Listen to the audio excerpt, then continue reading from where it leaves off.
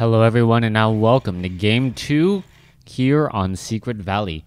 We see Tiger or Cash spawning as the blue orc player on the bottom left-hand side of the map. I'm going to go ahead and speed things up just a little bit. Meanwhile, on the top right, we have Huntress Shaped, also known as WarchiefRich, spawning as, yes, you guessed it, the red Night Elf.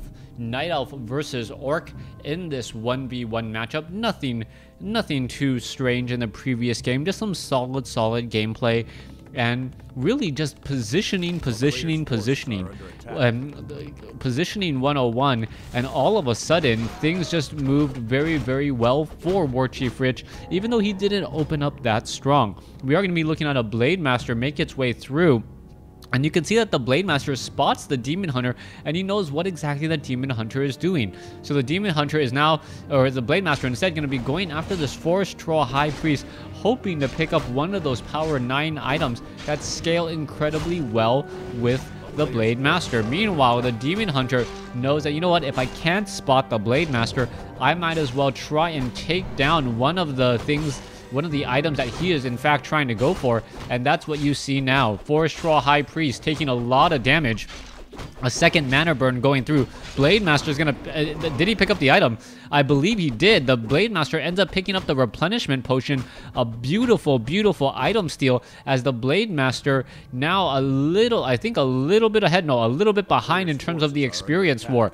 Alright, Demon Hunter now trying to sneak inside this base here. Not going to be able to get very far, as the Blade Master does get one additional criticals Windwalk strike onto that Demon Hunter.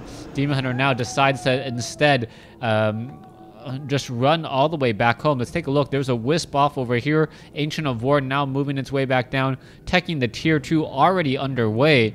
And things are already pretty far along for the 3-minute 30-second mark. Teching the tier 2 also coming in from Cash here, and Cash's tech to tier 2 is actually faster than WarchiefRich's. I'm not quite sure what corner was cut, but it does look like there is not that many grunts out on the field.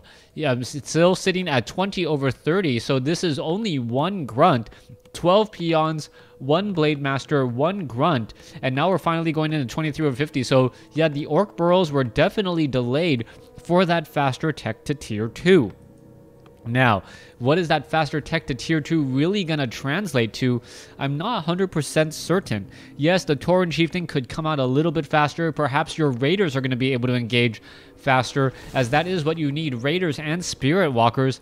But what you really want to be able to do is perhaps just be able to get more and more mana onto that Blade Master. All right. Oh, very nice head fake there. You saw that the Blade Master went up this way, purposely wind-walked, and then went back the other way. The Demon Hunter now frantically looking for where that Blade Master could possibly be. And you now see that, oh, Staff of Teleportation, and the Demon Hunter is going to find that Blade Master rather quickly as he aggroes that Ancient of War. Archer now getting into position. The Blade Master and the Demon Hunter doing a bit of head fakes, and very good map awareness by WarchiefRich to realize that he should just Staff of Teleportation to the other side of the map and catch up to his opponent. That is Tiger's? No, that is Tiger's. That is not Cash is not WarchiefRich's, as the grunts now making their way back. Let's take a look. Blade Master very low on mana, not going to be able to do all too much. Perhaps he's going to be able to pick up a Clarity Potion. Meanwhile, the Demon Hunter could get a mana burn off, and yes, further set back that Blade Master from doing any real serious damage. A lot of mana has been burned, and not that much damage has been dealt. Meanwhile, let's take a look at the Blade Master looking for perhaps some easy targets, knowing that his opponent has already gotten to tier 2 and that second hero.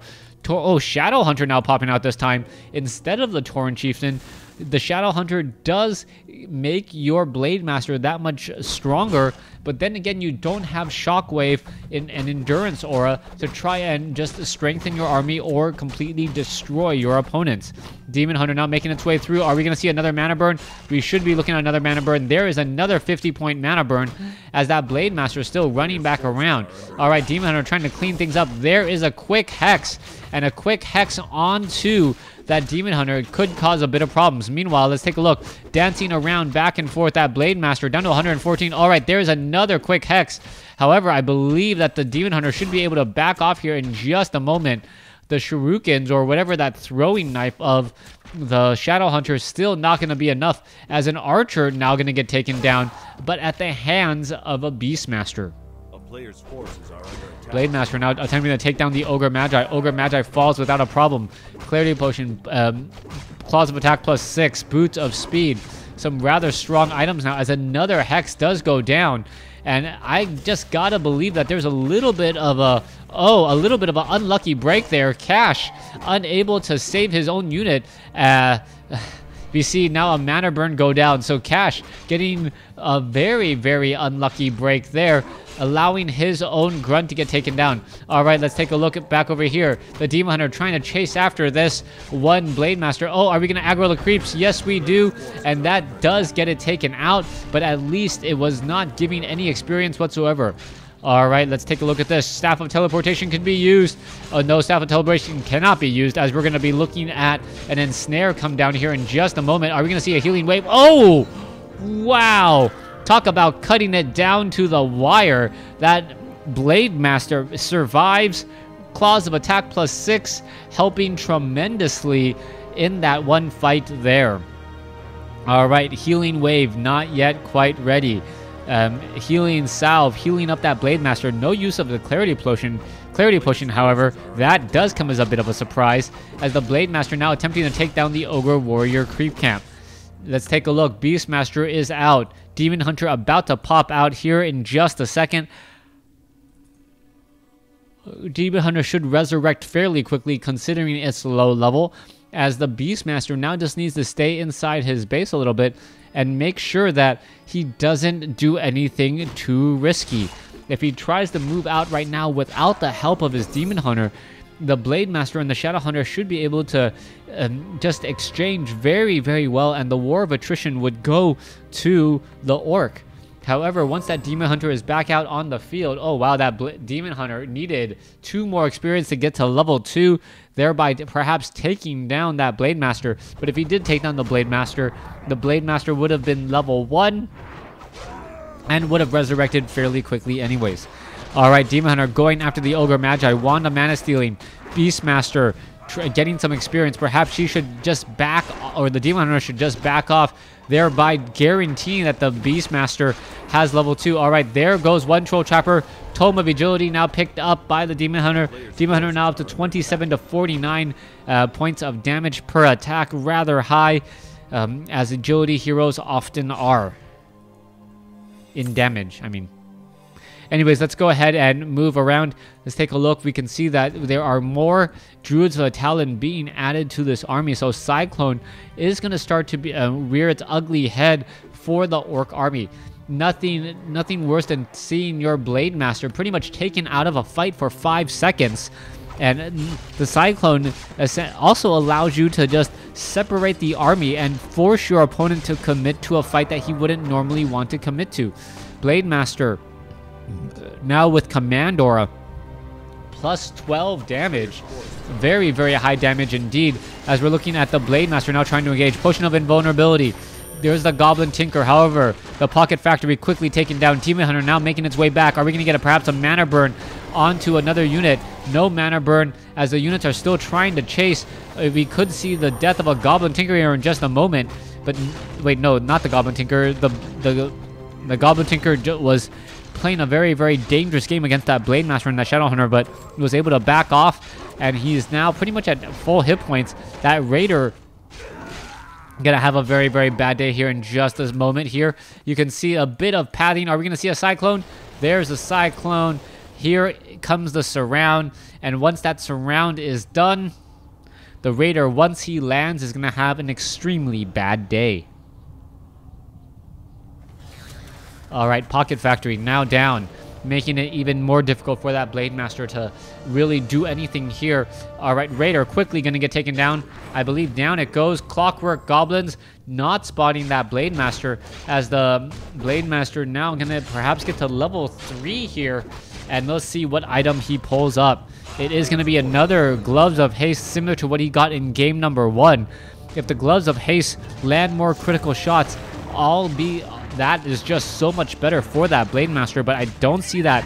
Well, how will we ever know what the increase in damage truly is, short of doing a complete math tutorial? All right, Beastmaster, Demon Hunter, Goblin Tinker, level 2, level 2, level 1. Goblin Tinker will probably hit 2 off of this creep camp here.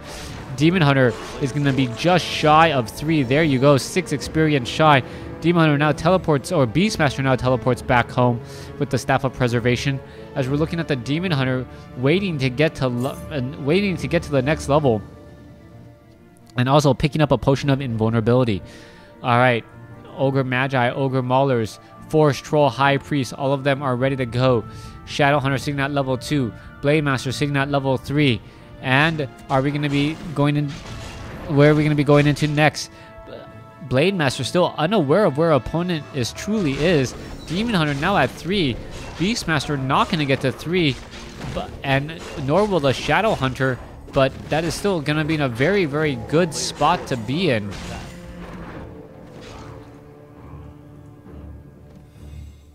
Excuse me, not Shadow Hunter, Goblin Tinker. Goblin Tinker doesn't be sitting at level 2. He would run all the way back home. Not quite sure the reason, but the Beastmaster is now awfully close to level 3 as well. All right, let's take a look back over here. The Raiders are now pulling back. Ogre Magi deciding not to chase. Scroll of Healing should be picked up by that Blade Master. No, picked up by the Goblin, the Shadow Hunter instead. And we can take a look at that Blade Master. That Blade Master with a Potion of Invulnerability and Cloak of Flames could really do a lot of damage just by putting himself amidst the rest of that army. Potion of Invulnerability essentially would deal like 100 damage to all of the surrounding units. I believe the Potion of Invulnerability is 7.5 seconds and the Immolation is 10 damage a second, so that damage does seem to add up fairly quickly. Alright, Beastmaster, Demon Hunter now ready to clear out the top left. Pretty much one of the few remaining orange or powerful creep camps on the map. You can have one of the few remaining red creep camps. There's another off over here at the gold mine. Gargantuan Sea Turtle now taken down. Demon Hunter sitting at level 3. Beastmaster sitting at level 3. And the Goblin Tinker still sitting at level 2. But he is very, very close to level 3 as well. Staff of Preservation, all of these units back in order to save them, and then Staff of Teleportation to bring them back in, using those Moonwells as just instant, and using the staves as instant transportation. Very, very effective.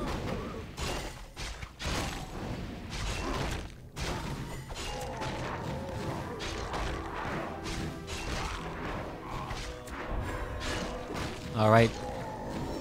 Demon Hunter at 3 now, Goblin Tinker at 3, Beastmaster at 3. Going up against the Blade Master, who is currently sitting at level 3, almost level 4, and a Shadow Hunter who is currently sitting at 3. Shadow Hunter has plenty of mana, so we should have plenty of healing waves and hexes. The problem is whether or not the Druids of the Talon are going to counter that Blade Master. The longer that Blade Master is out of the fight, the worse shape he is going to be in. As the Druids of the Talon are just going to have more and more mana to be able to pick up a lot of the units. Shadow Hunter now getting twirled around. Blade Master now getting twirled around up in the air as well. This is just not looking good at all. And you can take a look. The Blade Master just going to clean things up in just a bit. Perhaps take down a couple of more units, but not before Raiders are just getting torn apart. The Druid of the Talon able to fight from the backfield there, constantly in a very good position.